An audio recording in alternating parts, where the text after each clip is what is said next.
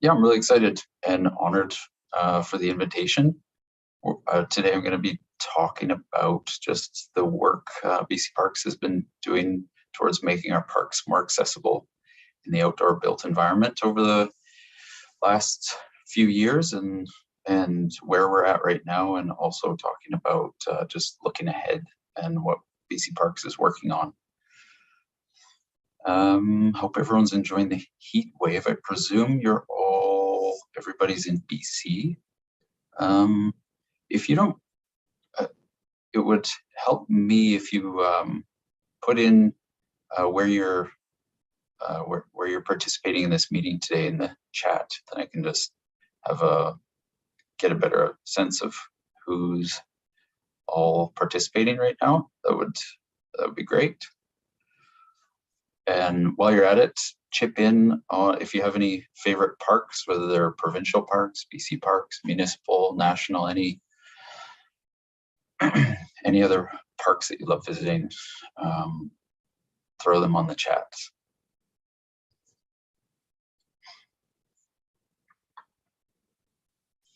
Thanks. Okay, Lower Mainland.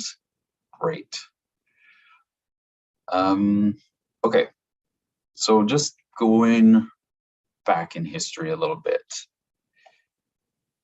I've done some digging in our parks archives, and there's not a whole heck of a lot of discussion or accommodations or any real work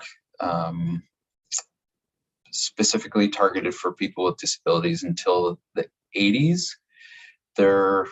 When the UN declared there was a decade for persons with disabilities, BC Parks kind of had a little initiative going on in the 80s. And the same thing happened in the 90s, where we saw more accessible facilities pop up here and there. We saw them in our facility standards, things like pit toilets, parking spots. But largely the history of accessibility in BC Parks has been focused on short one-off initiatives that weren't really integrated into the rest of the organization. They're just kind of a short-term improvement. Fast forward some years. Actually, also it's worth mentioning in the 90s, Parks Canada published a it was an accessibility standards book that kind of guided Parks Canada, the federal park staff, about accessibility. So it was on the radar, but it was pretty minor in those days compared to all the other things going on.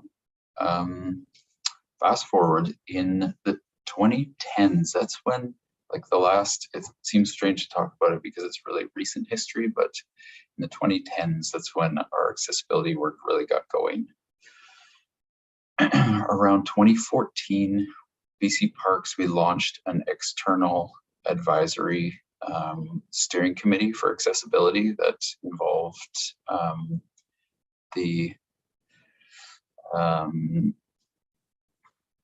a lot of the nonprofit sectors, Spark BC, Disability Alliance BC, the Power to Be Adventure Therapy on Vancouver Island, as well as the BC Aboriginal Network on Disability, all kind of provided us with guidance on what we should be working on to making our parks more accessible, kind of at a higher executive level. And then the idea was, because we knew we wanted to get more work done in the accessibility realm, and the idea was that our external advisory committee would kind of steer and guide our work from a high level.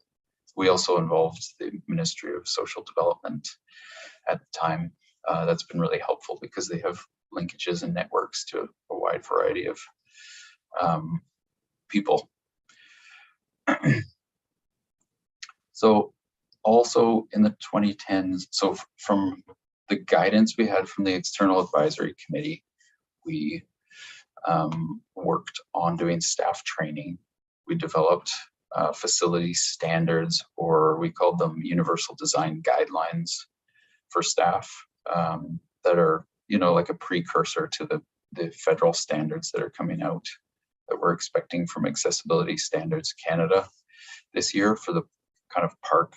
They have a parks and trails module for their accessibility standards. And we managed to also partner with Spark BC in doing some research. We used their extensive email and mail out list to mail out surveys across British Columbia for to gather input from people with mobility impairments through their accessible parking pass program. And then in when was it, in 2018 and 2019, we conducted audits on all of our front country parks in BC. It's also worth noting that, just taking a quick step back on jurisdiction, in BC we have you have municipal parks that are run by municipalities. We have regional district parks that are run by regional districts. There's provincial parks run by the Ministry of Environment. There are over 1,000 provincial parks in BC. Around 250 of them we consider front country parks, meaning they're road accessible and they're within, they're pretty close to a highway, more or less. And of those roughly 250 front country parks, well over 300 of them, we have well over 300 sites. So if you imagine going to Manning Park or Cultus Lake, there are multiple park sites in Cultus Lake Park. So we've got over 300 front country park sites for BC parks. And then we have national parks like Fort Langley and historic sites, and Long Beach Pacific Rim National Park, and national parks in the Rockies as well. So I think that kind of brings us up to the present tense. We've audited. The other point to make on our front country park audits is that we took all that audit information and we exported it onto our BC Parks website. I'll just share my screen quickly here and I can show you. Here we go.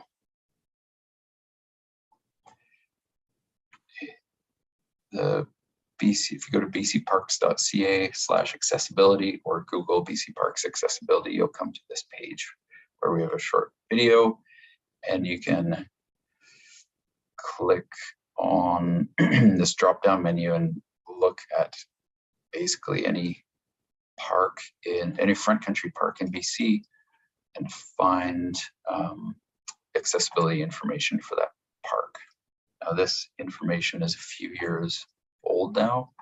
Some places have had upgrades, and we designed this accessibility information to be as objective as possible.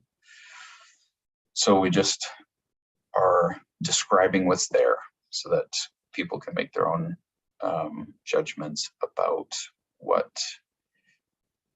how the facilities look, what barriers are in place, and if they need assistance or equipment or accommodations or anything to help them get out to the park.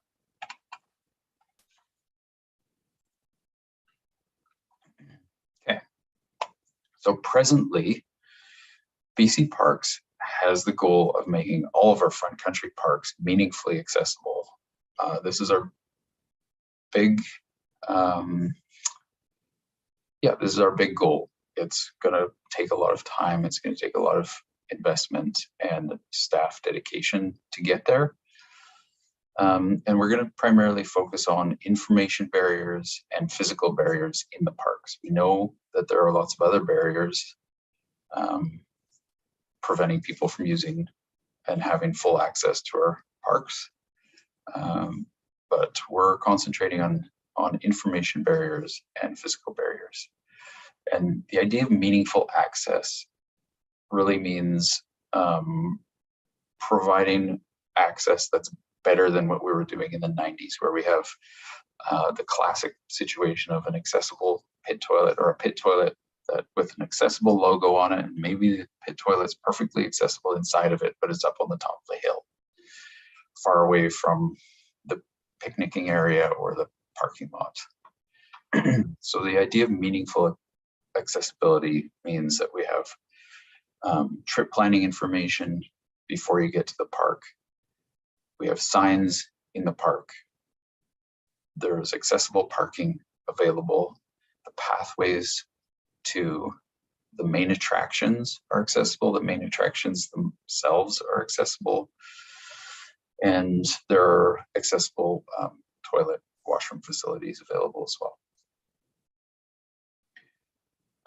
We've learned from our research with Spark BC that people really use the parks closest to the municipalities and closest to their homes a lot more than destination parks per se, or parks that are farther afield. So with that tidbit of information, because doing accessibility improvements for 300 plus parks with our staff complement is a huge challenge.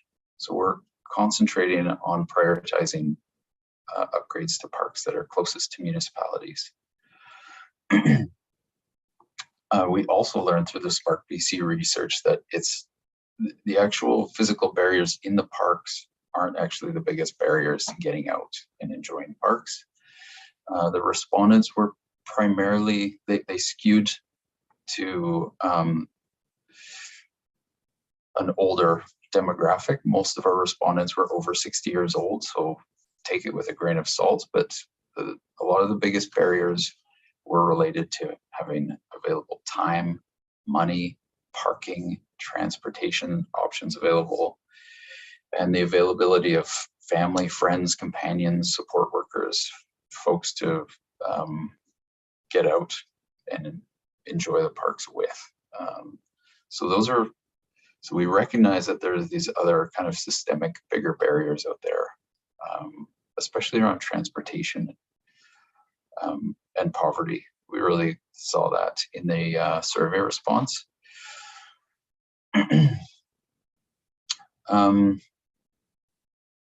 So with those issues, we're as a park agency, we can't solve poverty, but we can partner with organizations and look towards overcoming some of those transportation and financial barriers that are keeping people away from parks. So we're aiming to do that through partnerships with organizations and transportation providers across BC. The other thing that we're doing right now is that since we upgraded our park facility standards, we've got all of anytime we have old furniture, pit toilets, picnic tables, playgrounds, for example, old facilities, as they're being replaced, our capital infrastructure program is replacing those facilities with accessible furniture and playgrounds. So bit by bit, we're making replacements and improvements that way. And our maintenance program as well, through staff training, we're doing our best to make sure that our staff maintenance, or our maintenance staff, are making the small changes with door locks, coat hooks, little things around pit toilets, and just the way we take care of trails and rake gravel and compact pathways and those sorts of things to keep them as accessible as possible. So pardon me. The other interesting thing that we've had the opportunity to do, because we've got good working relationships with Spinal Cord Injury BC and the University of Northern BC based out of Prince George, we've taken all our accessibility audit data from 2018, 2019, and we're sharing that with them. And they've partnered up with Access Now, which is an app that you can get for your phone that basically crowdsources accessibility information. So we've got a bulk chunk of data with Spinal Cord Injury BC and UNBC. Their planning department and their computer science departments are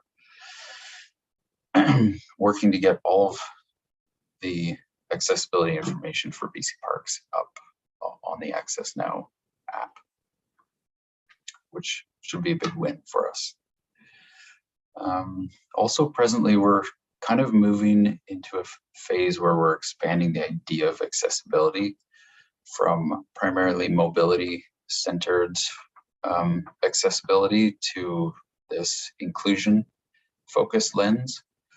And I think you see a lot of organizations following a similar model these days. So we're looking at what accessibility means more broadly. Recently, we've partnered up with the Canucks Autism Network to make videos and have staff training of resources available for our staff. So looking ahead, our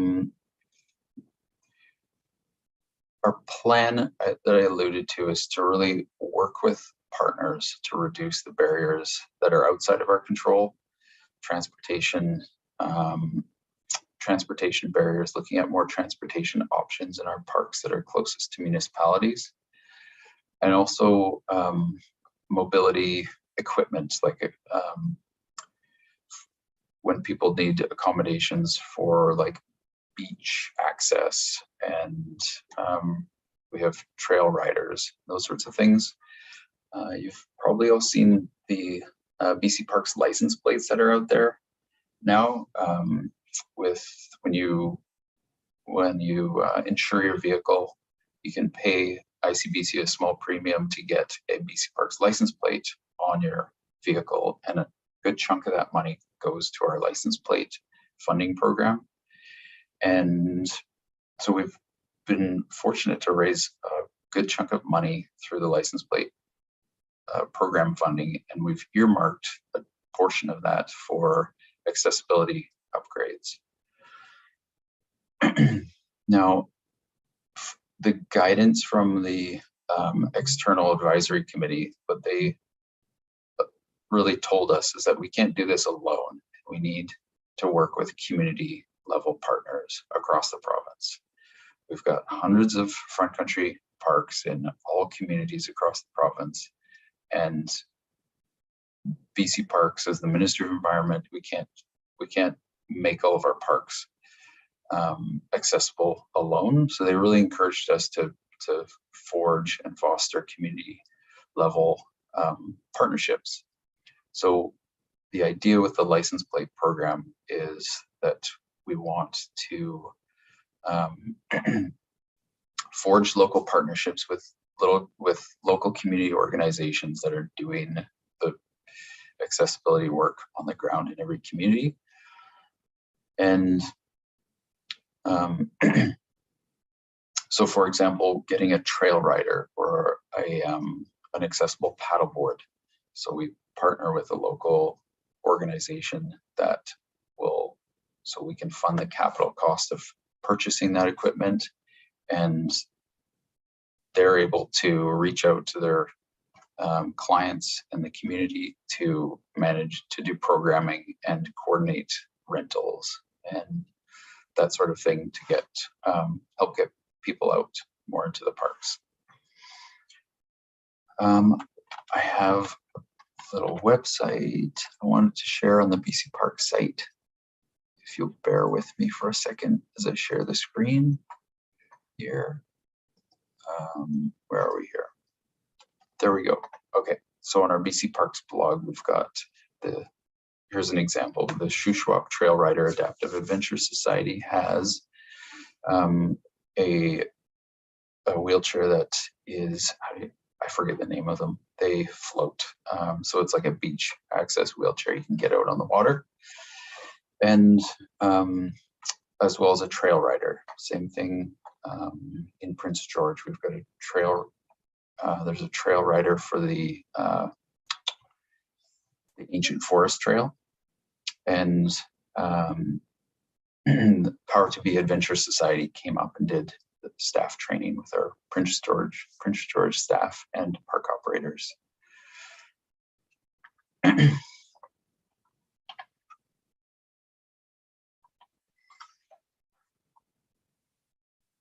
So looking ahead, we also have other research opportunities. Accessibility Standards Canada and the Social Sciences and Research Council are funding research with universities across the country that we're linked in with through our network to basically dig in and do research on what makes a facility accessible, and looking at barriers and a lot of research towards defining accessibility in the upcoming the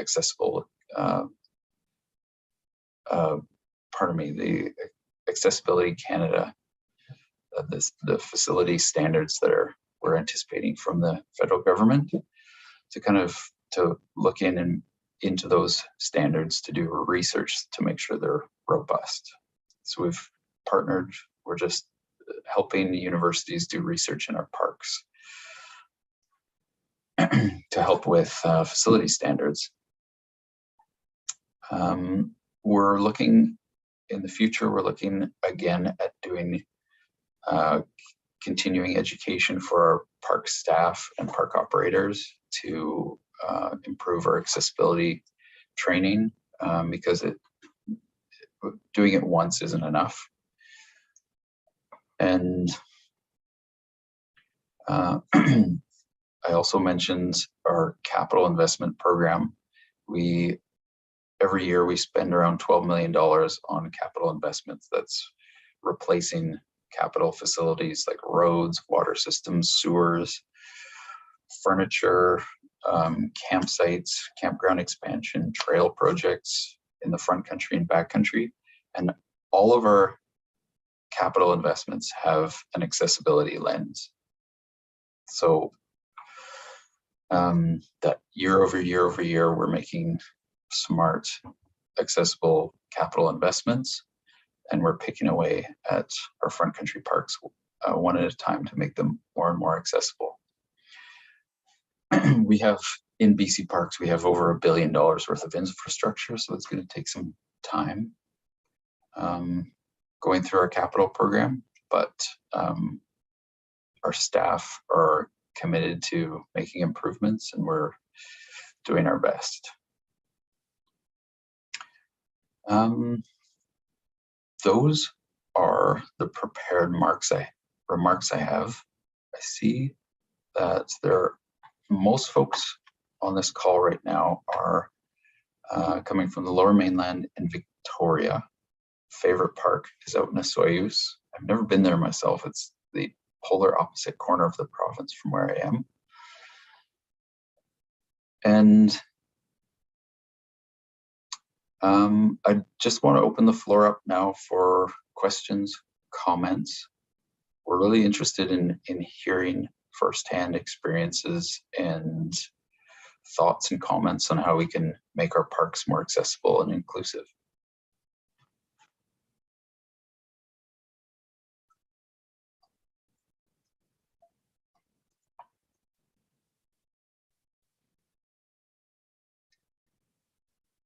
David, I see your hand up. Yes, I just wanted to say I've been working with BC Parks for many years now. I'm part of the Disability Foundation here in Vancouver, and one of our organizations is the BC Mobility Opportunities Society.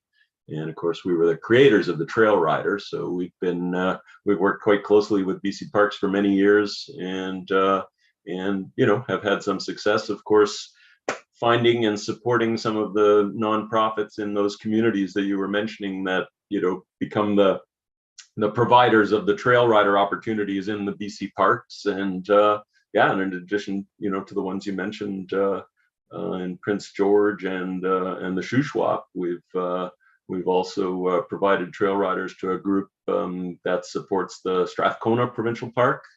And of course, here in the Lower Mainland, we've got, well, ourselves, our own hiking program, as well as Interfit and one or two others on the North Shore, one or two other trail riders that offer access to Cypress Provincial Park, and yeah, and we're hoping, of course, to to be able to provide trail riders to as many organizations as possible, as many as we can find and inspire to take on the role. It's a wonderful thing. So the grants that you were mentioning, and I know that's how, for example, the Shuswap folks and Strathcona folks got their trail riders. Those are still available through BC Parks if we've got an organization interested.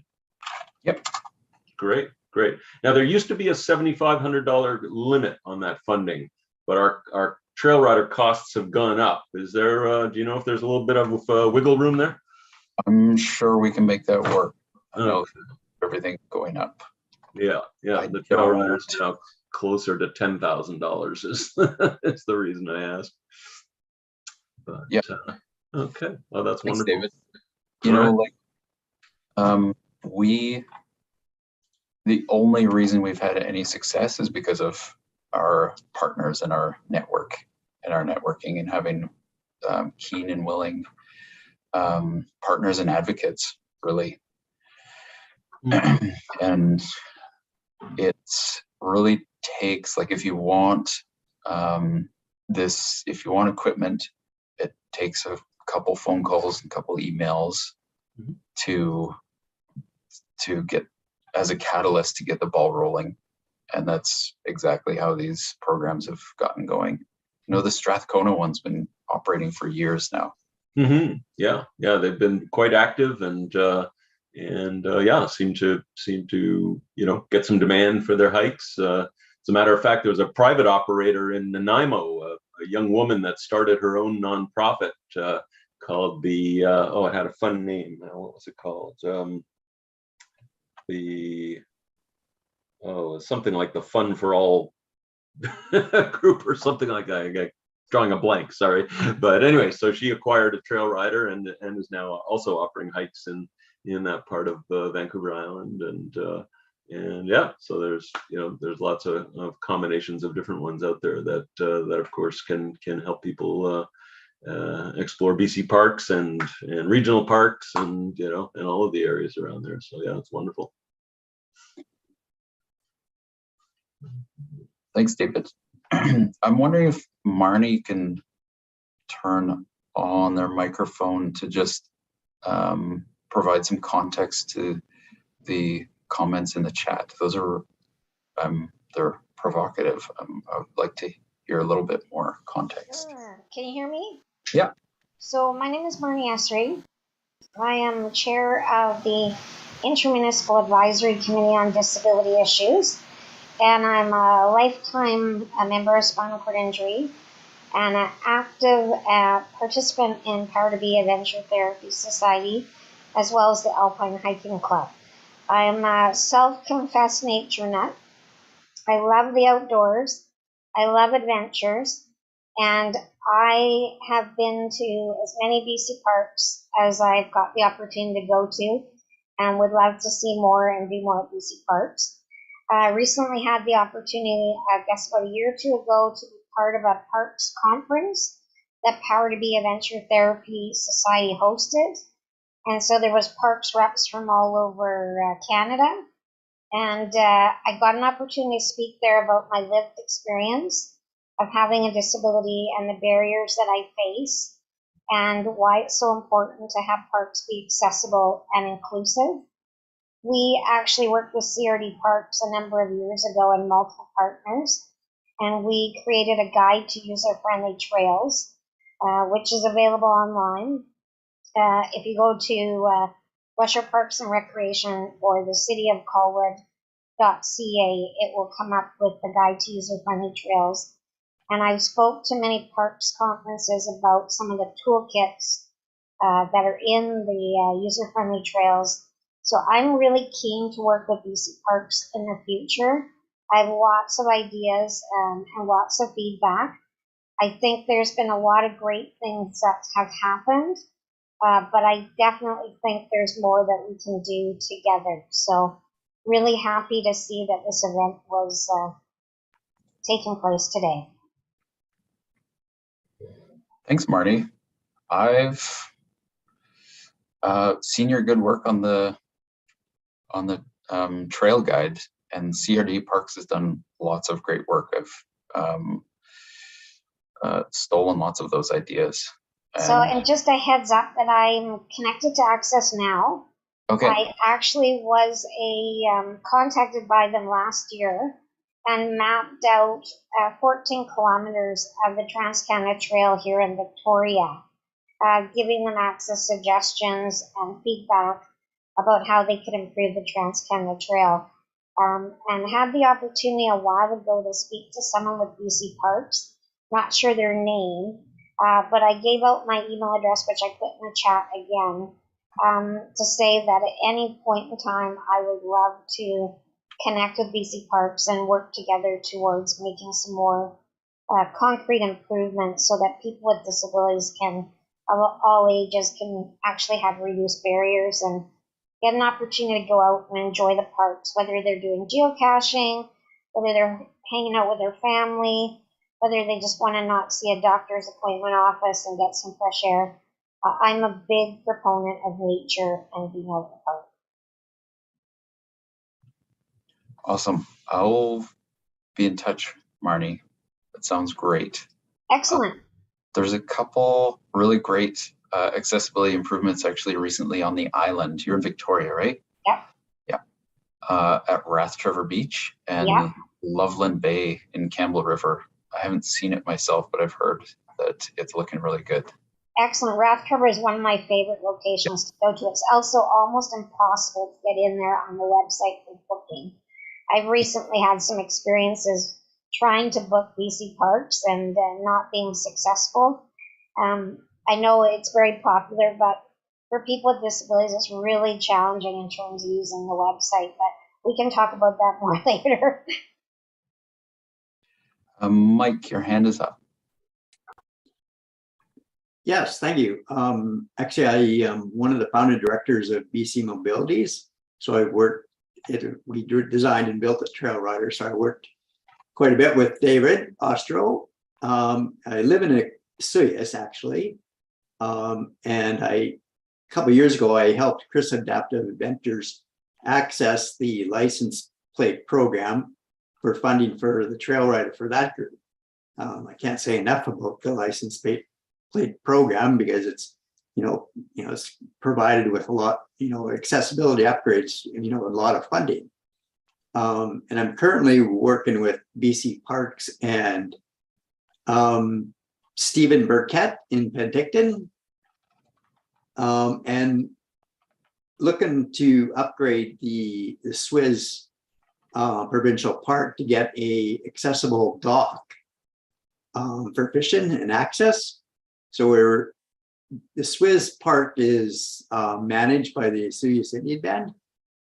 So it's the license plate program is for First Nations youth and accessibility. So I think this project would pretty much take care of all those funding streams that the license plate program is designed for. So we're actively pursuing that with BC Park. So I think it's everybody is very interested in the Suyas Indian Band and BC Parks.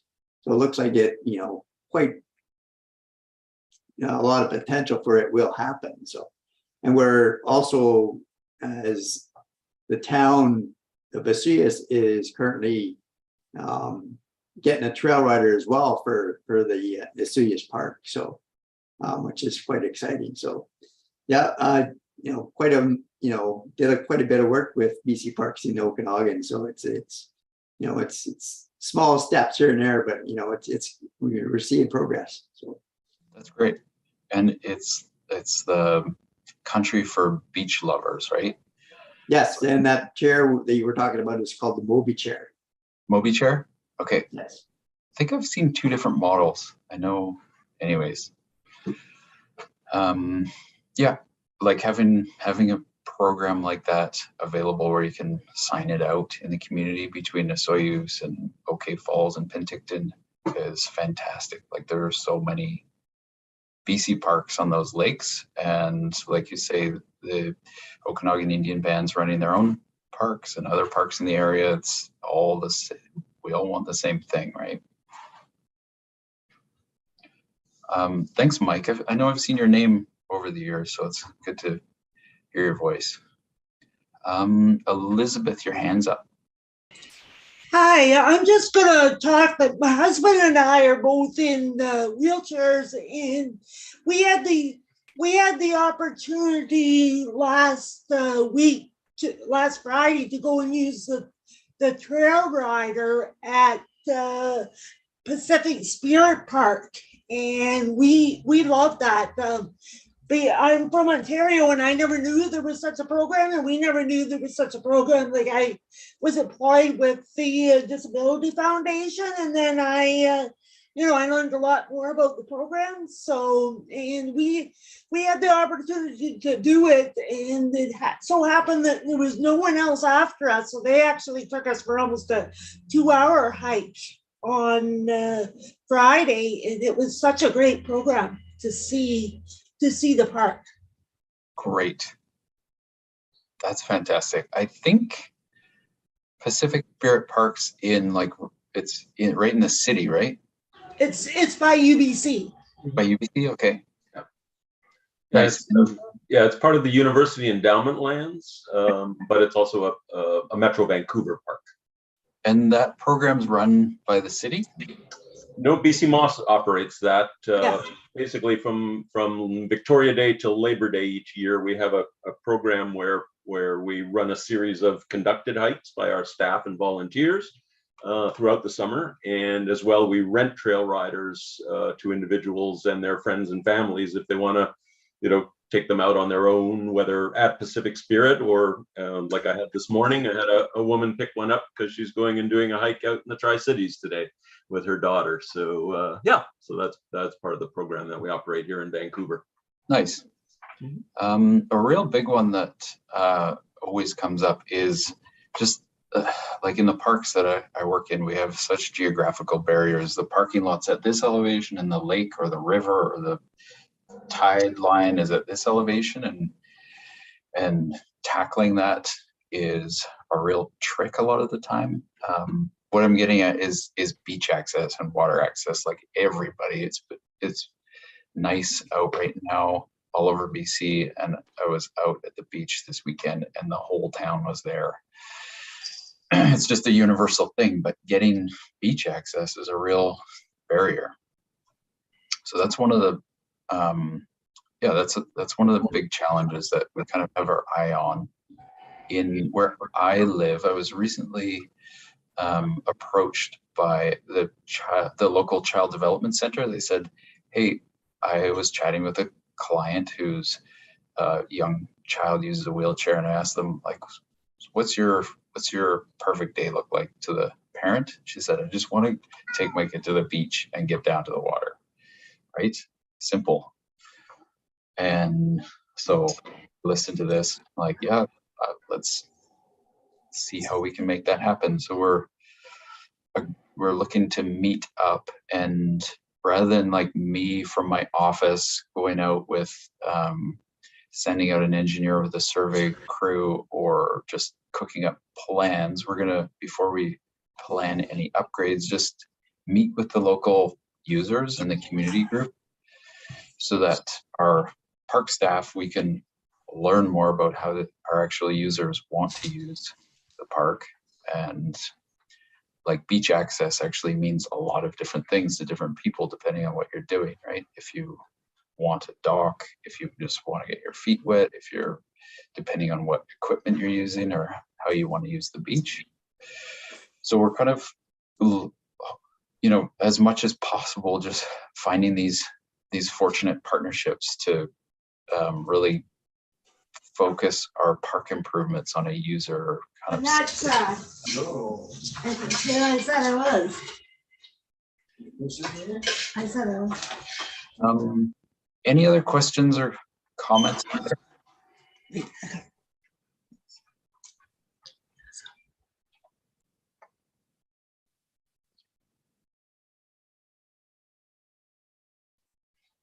Well, I'll just encourage everyone to tell your friends to and yourselves, just think about how you want to get out and visit our parks. And if there are tangible barriers you can point to, get in touch with BC Parks through the license plate program, or we have an email address just on our website, general email address. We have someone that filters it and sends it out to the relevant park staff. So don't hesitate to get in touch. I know we're a big organization, but there's people behind, there's people all over the province that are keen to do our best. Marnie, yes, so the Moby mats are a big ticket, are really helpful. I believe there's now a Moby mat at Rathtrevor Beach, if I'm not mistaken. I've installed a few over the years. If you're not familiar, Moby mat is like a woven material that you lay out on the beach. I've seen, the first time I saw it was actually in the CRD in Oak Bay in Victoria at the Gyro Park. Since then, just last year, we put one up on Haida Gwaii in my part of the, pardon me, in my part of the province, out on Haida Gwaii, we put a Moby mat out at Misty Meadows campground in Nycoon Park to get access to the beach on the East Coast. And people love them. Like, people push their wheelbarrows, strollers, wheelchairs, walkers, all sorts of mobility devices to get out and just have a picnic out on the beach. So it's really, the Moby mat's a great example of universal design in action, where you make a beach easier to walk on, and everybody, if you have a knee injury, you appreciate that Moby mat. And you can use them on the snow in the winter. Maybe. Oh yeah, no, absolutely. We loaned a couple of them to the 2010 games so that people could access the jumping events at Cypress, so that they could get out on the snow to watch the aerials and some of the events at Cypress. Glad you told me that. That's awesome.